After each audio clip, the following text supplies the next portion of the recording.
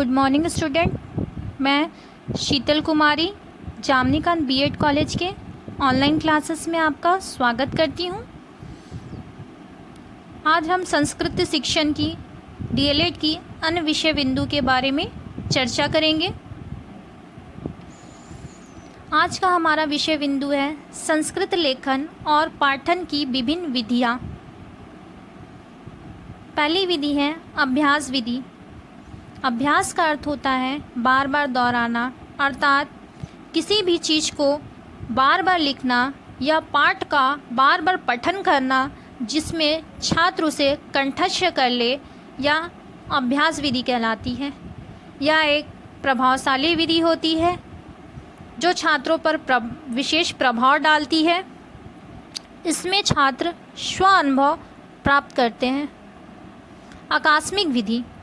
आकस्मिक विधि वह विधि है जिसमें शिक्षक पाठ्य के कुछ महत्वपूर्ण पद, शब्द एवं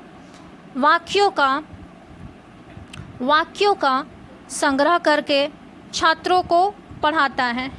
इस विधि के अंतर्गत छात्र पठन कौशलता के साथ साथ वर्तनी की शुद्धता भी प्राप्त करते हैं। अगली विधि है लेखन विधि। लेखन विधि बहुत ही रोचक विधि है। इस विधि के अंतर्गत छात्रों को शिक्षण अधिगम प्रक्रिया में खेल के द्वारा विषय पाठ को कराया जाता है, जिसमें वह व्यक्तिगत या समूह में छात्रों को करा सकता है।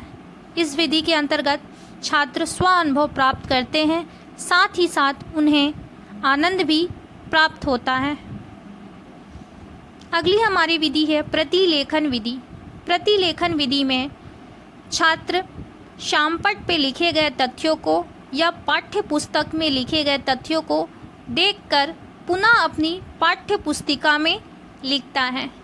यह विधि भी एक प्रभावशाली विधि है जिसमें छात्र देखकर बार बार अभ्यास करता है, बार बार उसे लिखता है और तथ्यों में कुशलता प्राप्त करता है। अगली विधि है श्रुति लेखन विधि।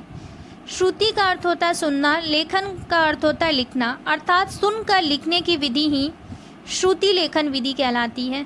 इस विधि में शिक्षक छात्रों को विषय बिंदु को बोलकर लिखने को कहता है, अर्थात शिक्षक उन शब्दों को कक्षा में बोलता है और छात्र उसे सुनकर अपनी पाठ्य पुस्तिका में लिखते हैं।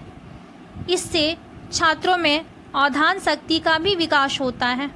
अवधान शक्ति अर्थात ध्यान नहीं भटकती है और शिक्षक के कहे गए तथ्यों पर ही वह अपने ध्यान को केंद्रित करता है।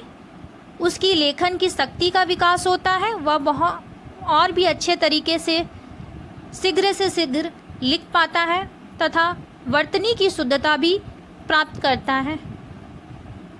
अगली विधि है शब्दकोश विधि।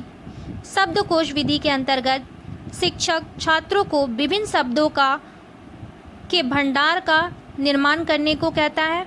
विभिन्न तरह के शब्द लिखाता है, एक ही शब्द के विभिन्न अर्थों को बताता है और उस शब्दों के विपरीत शब्दों को भी बताता है, जिससे छात्रों के पास एक विशाल शब्दकोश जमा हो जाता है, जिससे वह अनेक शब्दों को चुनकर अपने वाक्य को प्रभावशाली या सरल बना सकता है।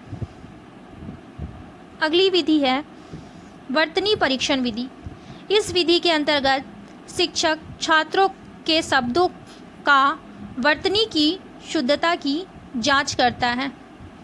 इसमें शिक्षक छात्रों को बोलकर या बिना देखे विभिन्न शब्दों को लिखने को कहता है और फिर उसकी वर्तनी की शुद्धता की जांच करता है। आशा करती हूँ आपको आज का कक्षा समझ में आया होगा। इससे संबंधित एक विस्तृत पीडीएफ मैं आपको भेज दूँगी, जिससे आप अपना एक नोट्स तैयार कर सकेंगे। धन्यवाद।